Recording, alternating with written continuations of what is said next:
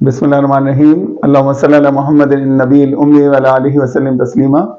अस्सलाम वालेकुम dear students, आज जो टॉपिक हम पढ़ने जा रहे हैं दैट इज डायमेंशन। डायमेंशन क्या होती है? इसके लिए पहले आपको एक चीज ये समझनी है कि जिस तरह इंसान होते हैं, इंसानों की नेचर होती है, कोई झूठा होता है, कोई सच्चा होता है, कोई रहम दिल होता है, कोई बहादुर होता है, कोई बुज़दिल होता है। तो ये नेचर है इंसान की। इस तरह जो फिजिकल क्वांटिटीज होती हैं उनकी भी नेचर होती है, हर फिजिकल क्वांटिटी की नेचर होती है। उस नेचर को जो चीज जाहिर करती है that is dimension. So dimension की डेफिनेशन क्या बनी? The word dimension is used to denote the nature of a physical quantity. अब यहां जो नेचर है, वहां जो इंसानों वाली नेचर है, उसमें तो बहुत सारी वर्सटाइल है ना, बहुत सारे ऑप्शंस हैं। यहां सिर्फ कट डाउन करके 3 ऑप्शंस हैं, length, mass and time. Length के लिए हम सिंबल यूज करते हैं कैपिटल एल, मास के लिए यूज करते हैं कैपिटल एम, टाइम के लिए कैपिटल टी। तो हमने क्या करना है, जो भी फिजिकल क्वांटिटी हमें मिलेगी हमने उसकी नेचर बतानी है इन 3 की मदद से, एल, एम और टी की मदद से। तो मिसाल के तौर पे डायमेंशन ऑफ फोर्स, फोर्स की डायमेंशन क्या है? फोर्स की डायमेंशन है M L T inverse square. अब ये कैसे आई ये मैं अभी आपको बताऊंगा जरा सी देर बाद। इसमें एक खास बात और भी है कि डायमेंशन जो है वो एक पावरफुल टूल है जिसके जरिए हम चेक कर सकते हैं करेक्टनेस अपनी इक्वेशन की। कोई भी इक्वेशन हमारे पास है तो हमें नहीं अगर पता कि ये ठीक है या गलत है, तो हम उसको चेक करेंगे by the help of dimension. अभी हम किस तरह करेंगे? पहले हम फोर्स की डायमेंशन कैलकुलेट करते हैं और 2-3 और फिजिकल क्वांटिटीज की करते हैं। उसके बाद हम एक इक्वेशन लेंगे और इक्वेशन को अब बैलेंस चेक करेंगे, क्या इक्वेशन करेक्ट है या नहीं है। तो हम पहले कैलकुलेट करते हैं फोर्स की डायमेंशन। फोर्स फोर्स का फार्मूला क्या होता है? Mass into acceleration, F equals to ma। सबसे पहले हमने ख्याल करना है कि जो लेंथ है, जो ये सिंबल है L, ये किस किस को दे सकते हैं आप? इसमें कौन कौन आएगा? इसमें आएगी आपकी लेंथ,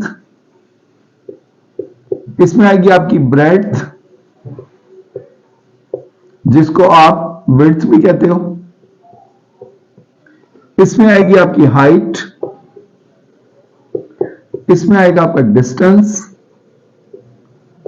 और इसमें आएगा आपका डिस्प्लेसमेंट।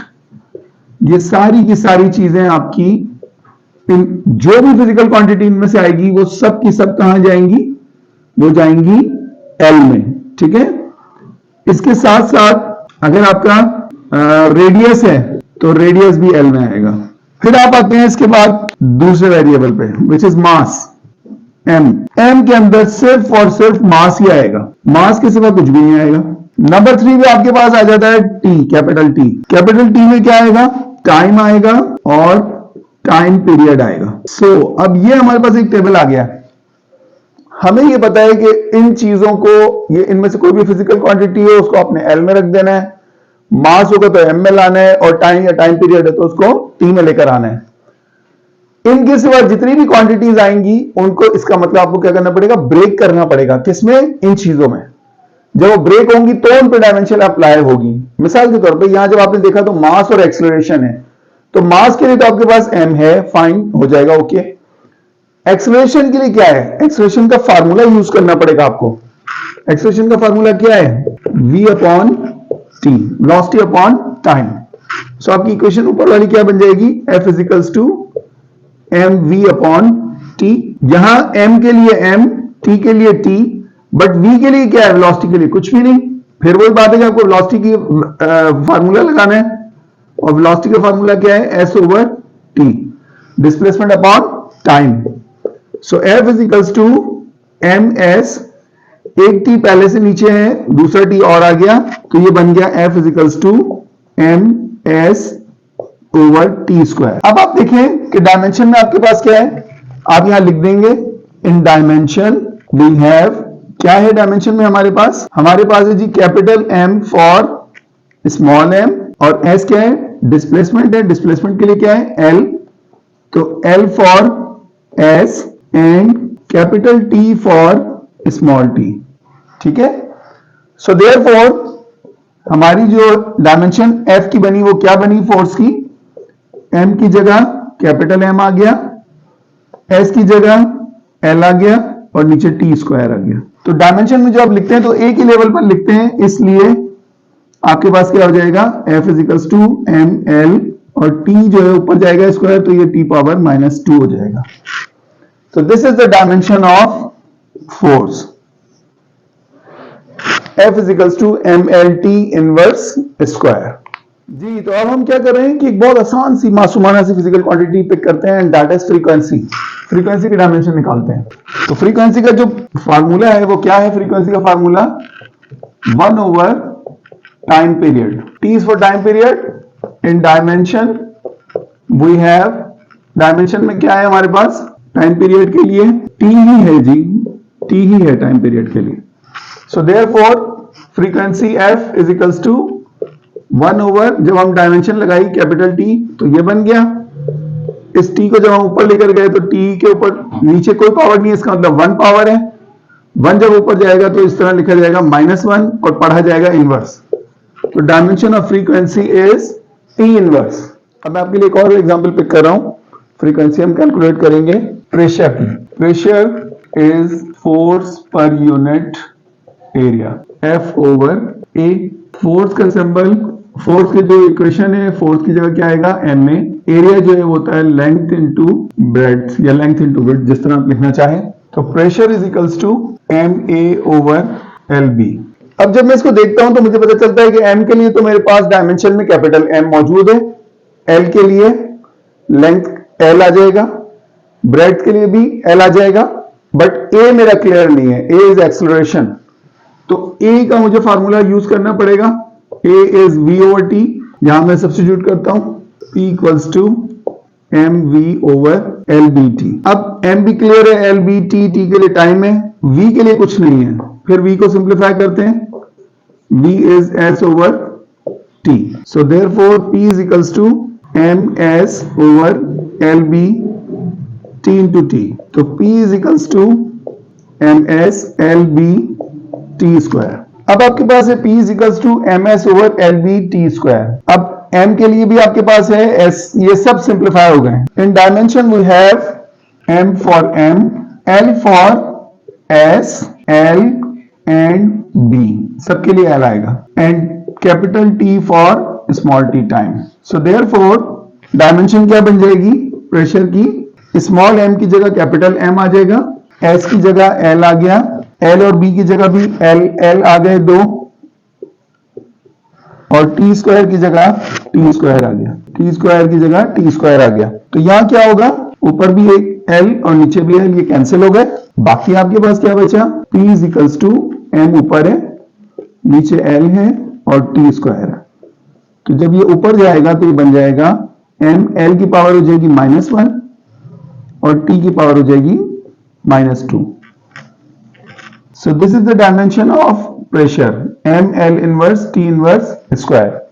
मैं चाहता हूं कि कुछ फिजिकल क्वांटिटीज आपको दूं होमवर्क के लिए और आप उनकी डायमेंशन फाइंड आउट करें। और वो क्वांटिटीज क्या हैं, आसान से शुरू करेंगे पहले।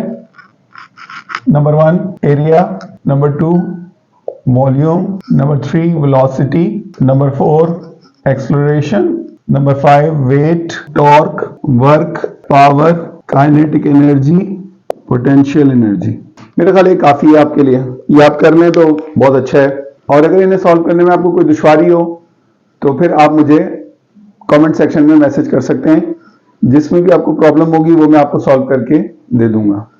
जी तो मैंने आपको जो लास्ट पॉइंट कहा था डायमेंशन के बारे में वो ये था कि डायमेंशन से हम करेक्टनेस चेक कर सकते हैं किसी भी इक्वेशन की। हम एक इक्वेशन पिक कर लेते हैं और देखते हैं कि हम उसको किस तरह डायमेंशन के जरिए चेक कर सकते हैं।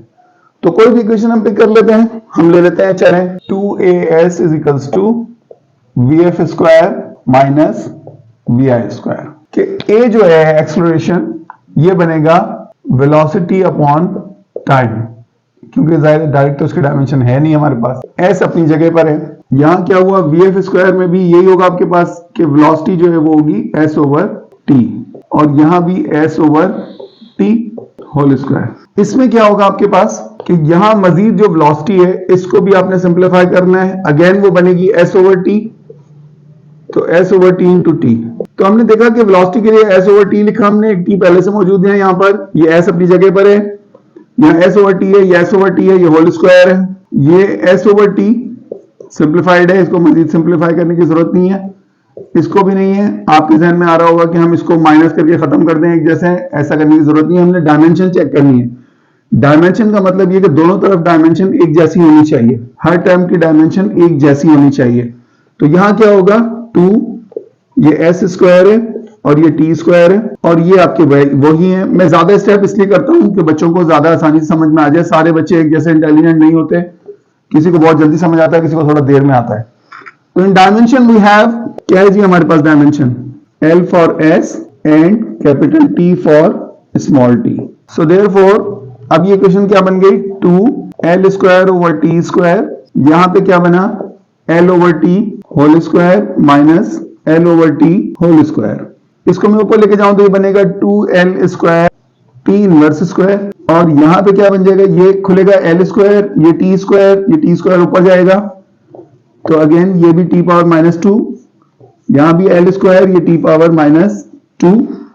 सो अब आप ये देख सकते हो कि तीनों टर्म्स, कितनी टर्म्स है इस इक्वेशन में, ये यहां पे ये एक लेफ्ट साइड पे है, राइट साइड पे 2 है, सबकी डायमेंशन एक जैसी है। वो क्या है, L square over T square, यानी L square T inverse square, L square T inverse square. यहां पे एक इंपॉर्टेंट फैक्टर ये है कि dimension is independent of magnitude. Dimension is independent of magnitude, dimension को मैग्नीट्यूड से कोई फर्क नहीं पड़ता। एक तरफ 2 हो, दूसरी तरफ 1 हो, एक तरफ 1 लाख हो, दूसरी तरफ 10 हो, इससे कोई मैटर नहीं होता। डायमेंशन होनी एक जैसी चाहिए इक्वेशन में, हर टर्म की डायमेंशन एक जैसी होनी चाहिए, उसका मैग्नीट्यूड कुछ भी हो उससे कोई फर्क नहीं पड़ेगा। तो इसलिए ये डायमेंशनली करेक्ट इक्वेशन है, क्योंकि इसकी तीनों टर्म्स की डायमेंशन एक ही जैसी है। इसमें भी अब मैं ये करने लगा हूं कि आपको 2 इक्वेशंस और देता हूं। तो पहली इक्वेशन में आपको देने लगा हूं S is equals to VIT plus half AT square. दूसरी में आपको देने लगा हूं VF is equals to VI plus AT। जी, तो पहली है S is equals to VIT plus half AT square और दूसरी है VF is equals to VI plus AT। इन दोनों को ही आप चेक कर लें और अगर आपसे हो जाए तो ठीक है, अगर नहीं हो तो फिर आप मुझसे पूछ सकते हो। थैंक यू, टेक केयर, अल्लाह हाफिज।